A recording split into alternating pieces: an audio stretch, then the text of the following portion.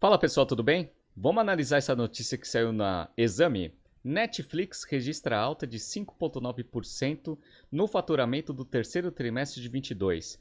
Semana passada eu havia prometido que quando Netflix divulgasse seus resultados, eu faria um BTC News sobre eles. Eu tinha expectativa que o resultado viria ruim, mas na verdade veio o contrário. Ele veio muito bom e eu vou mostrar que já existe um reflexo no valor das ações no aftermarket. Se você gosta das nossas análises, por favor, dê um like nesse vídeo. E se você puder compartilhar as nossas análises com pessoas que possam fazer bom uso delas, a gente agradece. Bom, como eu expliquei, depois que fechou o mercado norte-americano, Netflix divulgou seus resultados. E qual foi o grande segredo aí desse terceiro trimestre de 22? Conteúdo bom. Então você cria conteúdos bons, isso aumenta o valor da plataforma e melhora todos os indicadores operacionais e financeiros. Quais foram os principais títulos estreados, que tiveram estreia nesse trimestre aqui passado do Netflix? Então teve aqui o Jeffrey Dahmer, o Stranger Things quarta temporada, então todo o reflexo ali do sucesso do Stranger Things foi refletido nesse terceiro trimestre de 22. Teve também um seriado coreano aqui, o Gray Man e o Purple Heart. Então fazer conteúdos bons continua sendo o grande diferencial que o Netflix vai ter em relação à concorrência. Então ele mostra aqui, que só o Stranger Things ele gerou 1,35 bilhões de horas vistas e foi o maior sucesso de língua inglesa na história aí do mercado. Depois teve o The Sandman, que teve 351 milhões de horas assistidas, e também o Cobra Kai e o Jeffrey aqui Dahmer. O Jeffrey Dahmer ele foi lançado no finalzinho do trimestre, então a princípio todo o efeito do sucesso dessa série vai ser refletido ali no quarto trimestre de 22. Vamos entrar aqui um pouco nos números da companhia. Bom, o que melhorou? Praticamente tudo, menos as margens operacionais. Então, top line aumentou, foi para 7 bilhões 926, um crescimento de 5,9% ano contra ano. O lucro operacional, aí teve uma pequena queda, 1,5 bilhões de dólares contra 1,7, e a margem operacional caiu de 23,5% para 19,3%. Mas mesmo essa margem aqui sendo um pouquinho menor, ela traz uma perspectiva positiva. Por quê? Porque eles conseguiram segurar a margem do trimestre anterior, que tinha sido em torno de 19,8%. Como a gente sabe, nesse ano, Netflix vem sofrendo bastante com a perda de usuários pagos. E isso vinha contribuindo negativamente com a perspectiva do valor das ações para o futuro. Só que isso se reverteu agora nesse trimestre. Então eles adicionaram 2,41 milhões de usuários pagos aqui nesse trimestre.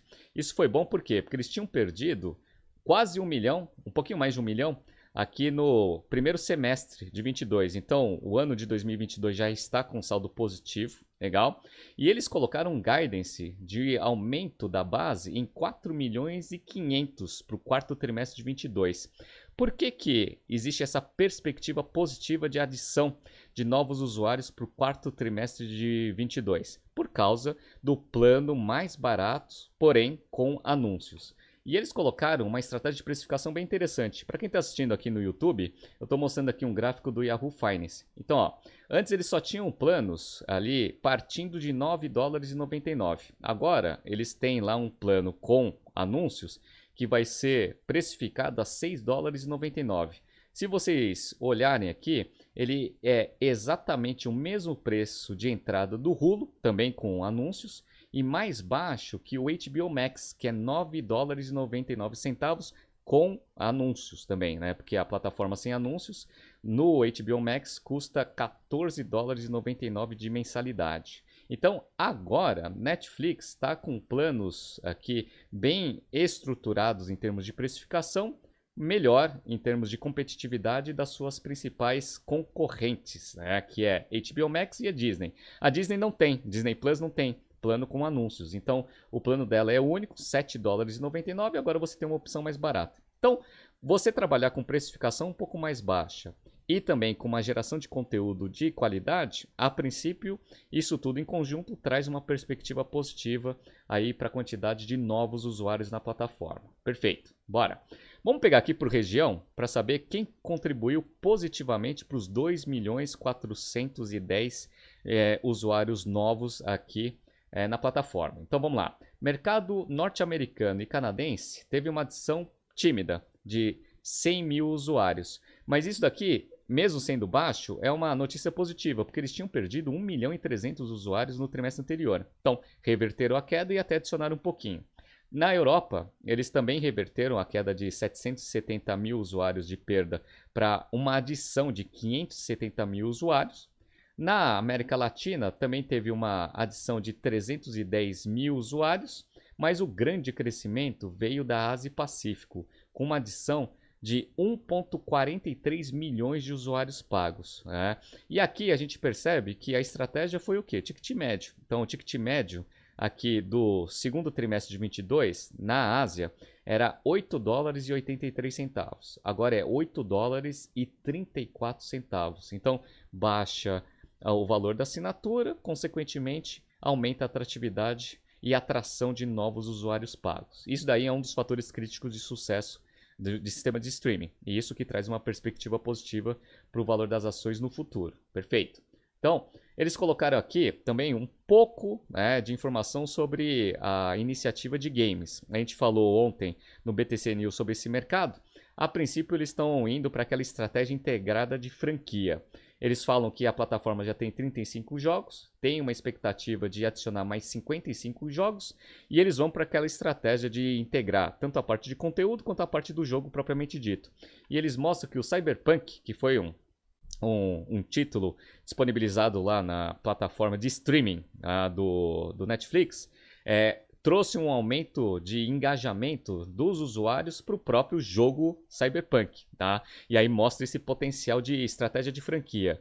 Cria-se um jogo, se ele for muito bom, você tem perspectivas de geração de receitas acessórias, dado que a Netflix já tem a plataforma de streaming estruturada. Legal, tá? Então, só corroborando um pouco que a Netflix está utilizando exatamente a mesma coisa que a BEM tinha mencionado que seria a melhor estratégia. Perfeito. Mas vamos ver se vai dar certo, né? Vocês viram todas as dificuldades que as Big Techs estão tendo. Quando a gente pega aqui nos primeiros 9 meses de 22, a gente percebe que esse terceiro trimestre melhorou bastante o resultado integrado do ano inteiro. Então, receita cresceu, foi para 23 bilhões 763 contra 21 bilhões 988. Só que o lucro líquido ainda não se recuperou. Lucro líquido nos primeiros 9 meses do ano anterior tinha sido de 4 bilhões e 500, agora está em 4 bilhões 436. Mas se no quarto trimestre a empresa continuar divulgando resultados positivos, a princípio o ano de 2022 em termos de lucratividade líquida pode ser até melhor do que o ano de 2021. Perfeito, tá? Uma coisa que é muito positiva que o Netflix conseguiu reverter agora no ano de 2022 foi a geração de caixa operacional. Como? Eles começaram a racionalizar os investimentos em conteúdo.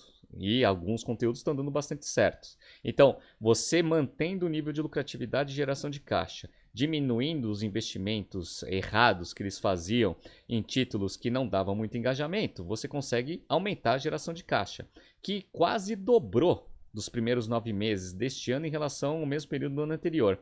Em 2021, nos primeiros 9 meses, eles tinham gerado 795 milhões de dólares operacionalmente falando.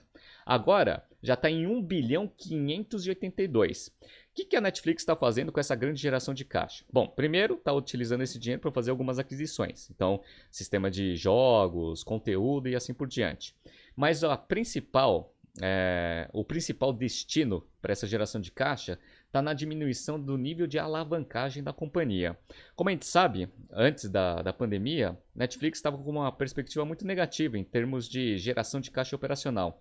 E aí ela se alavancou bastante, ou seja, aumentou muito seu nível de endividamento e até alguns analistas de mercado estavam preocupados. Agora, com essa grande geração de caixa que a Netflix vem fazendo desde 2020, ela vem amortizando essa dívida, até porque a perspectiva de taxa de juros lá nos Estados Unidos tende a crescer. Então, quando você pega a posição de dívida da companhia no final do ano de 2021, ou seja, quando ela começou o ano de 2022, ela tinha aqui 14 bilhões 693 de longo prazo e 699 milhões de dólares de curto prazo. Somos dois aqui, dá 15 bilhões aqui e 200 mais ou menos. Agora, eles não têm mais dívida de curto prazo e só tem uma dívida de longo prazo de 13.888. Então reduziu bastante de 15, lá vai cacetada, para 13 bilhões aqui de dívida. E conforme ela vai conseguindo gerar cada vez mais caixa operacional, esse nível de alavancagem vai ficando cada vez menor, que traz também uma perspectiva positiva para a lucratividade líquida da companhia. Bom, então esse foi o resultado, muito bom. E a melhor notícia é que todos os indicadores foram muito melhores que o expected, né, dos analistas de mercado lá em Wall Street. Então, ó, receita, eles tinham uma expectativa de 7.850 bilhões, foi de 7 bilhões 930, ou seja, bateu a expectativa de receita. Lucro por ação também foi superior ao esperado pelo mercado. Era de 2 dólares e 22 por ação, foi de 3 dólares e 10 centavos. Mas a melhor notícia é o fator crítico de sucesso. O mercado esperava que o Netflix adicionasse 1 milhão de usuários pagos esse trimestre. Mas como a gente viu, ele adicionou 2 milhões 410. E isso daqui trouxe um efeito positivo no valor das ações no aftermarket. Hoje, eles fecharam o pregão com uma queda no valor das ações de 1,73%, mas depois de divulgado o resultado, no aftermarket já está com um crescimento de 14,38%. Então, quando o mercado abrir na quarta-feira, as ações vão dar aquela chicotada. Vamos ver agora como vão ser os próximos trimestres, o efeito desse novo plano com um price point mais baixo, porém com propaganda, no efeito de atração de novos usuários para a plataforma. Se tudo der certo, a princípio o Netflix vai voltar a começar a ter aquela perspectiva positiva no seu market cap e vai voltar a ser uma opção boa de investimento nesse segmento. Tá surgindo aqui alguns BTCs News passados para vocês se atualizarem. Não se esqueça de se inscrever no nosso canal e na nossa newsletter. Grande abraço e até amanhã.